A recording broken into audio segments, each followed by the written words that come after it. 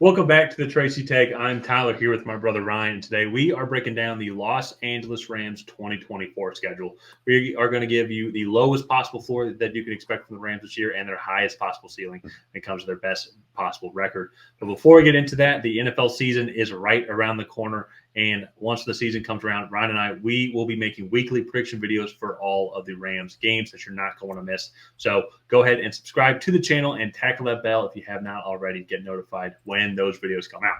And Ryan, quickly, before we get into the schedule, start breaking down their potential record here, let's quickly recap what they have improved on overall in the offseason.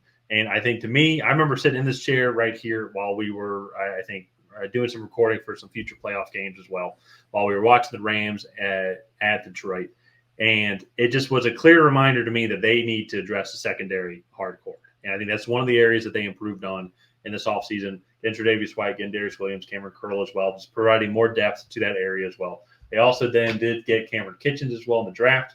And I'm trying to even think if there's anybody else that I might have missed. But I thought they did a good job of at least just getting more quality bodies in the position. Maybe not the best talent or guys that are towards the tail end of their career, but still just some improvement to already a unit that is so younger and still keeps improving, that showed flashes of life, but just for an offense like Detroit, I showed that they want to take that next step and go deeper into the playoffs, go back to the Super Bowl and win. I think that was going to be one of the areas that they needed to improve on. Yeah, and they definitely did address it. I don't know how I feel wholly about the moves, not going to lie. Tre'Davious White hasn't played more than like 7 games in a season in a few years, just due to the amount of injuries that he's had. Darius Williams is getting there as well. I did really like Cameron Kitchens as a prospect. That's probably my favorite secondary move that they made, was getting him, especially all the way basically in the 4th round with the 3rd round compensatory picks. So I really like that move. But yeah, all in all, this team, I think they had everything rolling there at the end of the year. And I'm about to sneeze. Excuse me. They had everything rolling, and they were a very competitive team. That game with Detroit, they really could have hung with any team, I think, at the end of 2023. So I really like what this team has going for them in 2024, and I am really looking forward to it, because I think Matthew Stafford only has a few good years left, and I hope that they're able to kind of put a Super Bowl caliber team out there and give him a couple more cracks at getting them.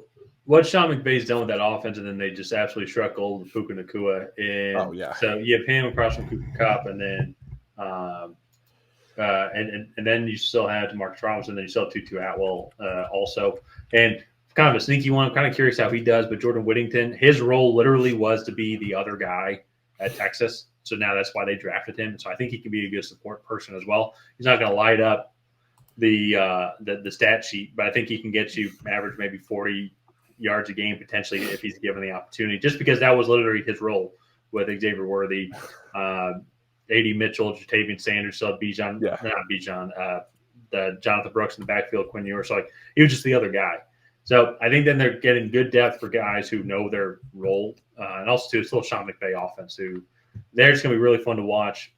I love seeing him do well. It's especially to him being a Georgia boy also. So I think it's going to be fun to just have this, see how this team keeps developing, see how Kyron Williams keeps developing as well.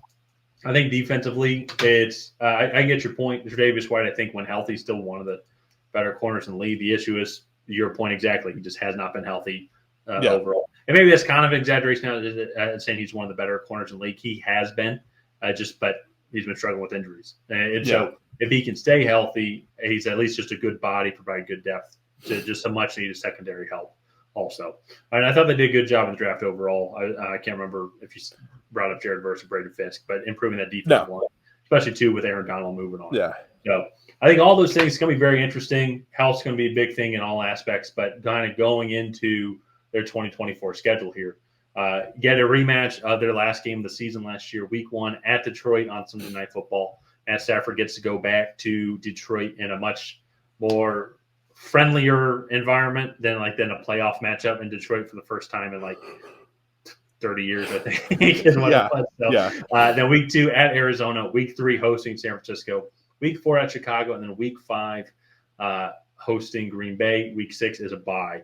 And that's good for them because this 6-game stretch is extremely hard. Technically, the only game that not technically, I'd say that they're definitely favored in Arizona and Chicago, but Chicago, I think, can provide them some trouble. But I think Arizona can provide them some trouble as well. I will say, I think a worst-case scenario is, and this does include Chicago being the team that we think they can be on paper. I think worst-case scenario could be 1-4 during this. Yeah, that's what I was going to say, is 1-4, because I think, like, realistically, all of these teams have the ability to beat the Rams. Realistically, yeah. Like Arizona, I think on a good day can beat the Rams. Yeah. I don't think all 5 of these teams in a stretch will beat the Los Angeles Rams. I just don't see it. I think worst case scenario, 1-4 is what they go as. I think 3-2 is probably the ceiling, though.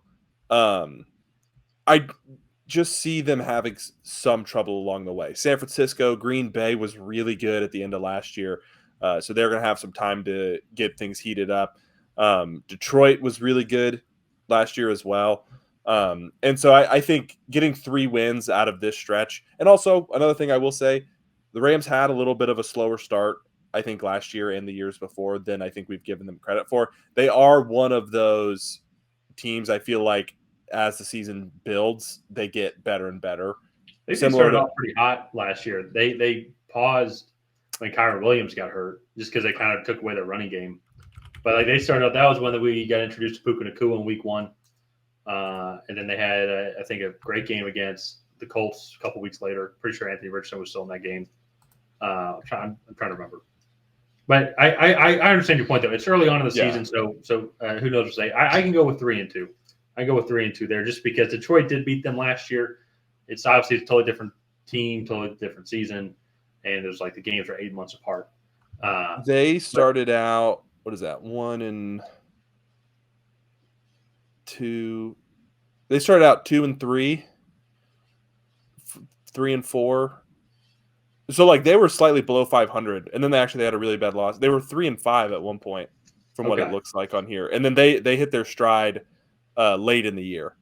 Gotcha. And things kind of picked up. So so we can go 3-2. I think that's fair because it's maybe they beat Detroit or Green Bay. One of those teams is the best case scenario, but then lose one of the other games and then lose to San Francisco. So the next 6-game stretch that we're going to go over: Week 7 hosting the Raiders, Week 8 hosting Minnesota on Thursday Night Football, Week 9 at Seattle, Week 10 hosting Miami on Monday Night Football, Week 11 at New England, Week 12 hosting Philadelphia on Sunday Night Football. So definitely an easier stretch here. Toughest game, I will say, is probably going to be either Miami or Philadelphia, but luckily those are on primetime games. But I think I'd say worst case scenario, I do think this Raiders team is a team that you need to watch out for. But I think worst case scenario, they lose to the Raiders, lose to Miami, and then lose to Philadelphia. Yeah, 3-3. Yeah, that's it. I mean, maybe, if we want to be really picky, maybe at Seattle, but we're already giving them the Raiders. So I think 3-3 is a worst case scenario. I think best case scenario, though, to me, I think is going to be 5-1. Yeah. No, I agree with that. It split Philly and Miami, and then they win everything else. I think is probably what'll happen. So, moving on to the last block of 6 games here. So starting off Week 13 at New Orleans, then hosting Buffalo. Big Week 15 matchup at San Francisco on Thursday Night Football. Then they have the mini bye going into Week 16, where they will travel across the country to the New York Jets. Week 17 is hosting Arizona, and Week 18 hosting Seattle as well. So this is a little bit of a mixed bag, I think. Like, they should beat New Orleans. They should beat Arizona and Seattle there. At the Jets, going cross country in December, that is a tough matchup. At San Francisco, always a tough matchup. They do get to host Buffalo. So probably for me, the floor is 3-3, unless you disagree. No. Okay. No, I think New Orleans, Arizona, Seattle. I mean, once we can make some arguments that like maybe 2-4, like if they lose one of those games to Arizona and Seattle. But I also think though, I think 3-3 is going to be the floor. And then I'd say 5-1 is probably the ceiling. Split maybe the one of those 3, and then they win. I think they could beat Buffalo and the Jets. Yeah, yeah.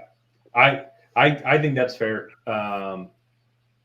They go 3-3, 5-1. I find it tough. I think there's even some leeway as well. Like even if they lose one of those games in week 17 or week 18, I think they can lose. I think they could beat Buffalo, for example. So I think there's some forgiveness there. So when it comes to their floor, we have them at 7-10, but then their ceiling is 13-4. Ironically, 13-4 with 2 losses to San Francisco. Makes me very curious. What we haven't done the 49ers video yet, which makes me curious what their ceiling is going to be. If it's not more than 13-4, that's going to be interesting. But I think that's fair, especially too if we go look at what our record prediction was for them when it comes to the offseason recap that we did. You had them go 10-7. I had them go 11-6, and that's almost exactly in the bell curve. That's almost exactly in the center there. And I think that's kind of about where I think they have the potential to be 13-4. I think it's more likely they're 13-4 than they are 7-10, just with the overall talent on this team, the production that we saw from this offense and from this team as a whole last season. Health is obviously going to be the biggest factor. We're assuming that there's no injuries and everybody plays perfectly every single game. But there is an outside shot that they can win the division. It's still you're going to have to beat Kyle Shanahan and that San Francisco team. Curious to what's going on with Brandon Ayuk. We are recording this as of August 19th. So nothing's been done. Yeah, so nothing's been done as of right now with Brandon Ayuk. So curious on kind of what happens there. That even still, with that being said, though, I still think this San Francisco teams, even if they move on from him, are still formidable. So one of the better teams in the NFC. So. What are your final thoughts on just kind of this overall spread and how you think the Rams will do this season? I think the Rams are going to be a good team as always. The one thing I am a little concerned about is just the drop off in defensive production. And granted, they weren't great on defense last year, but losing Aaron Donald, if they start to have a lot of injuries in that secondary and the defense is lagging behind a little bit in terms of development, I think they could struggle a little bit more on the defense side of the ball than in years past, especially Raheem Morris, the defensive coordinator, is now the head coach of the Atlanta Falcons.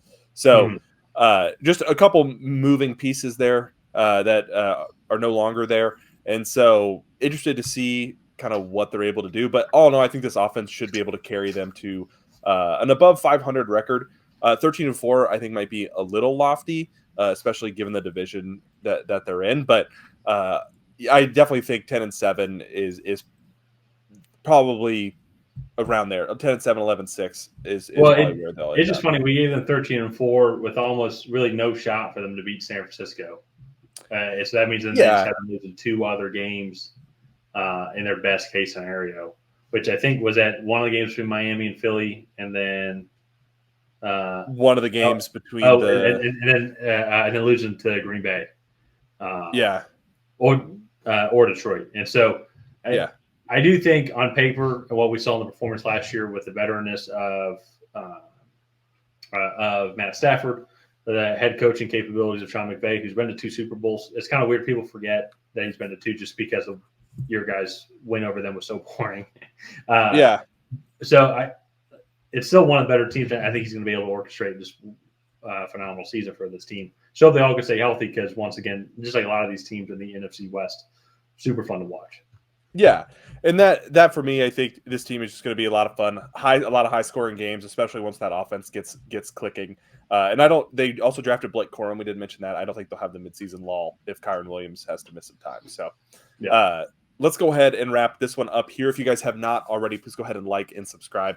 Leave a comment down below on what you think the Rams' floor and ceiling will be in 2024. And on that, we'll see you guys next time.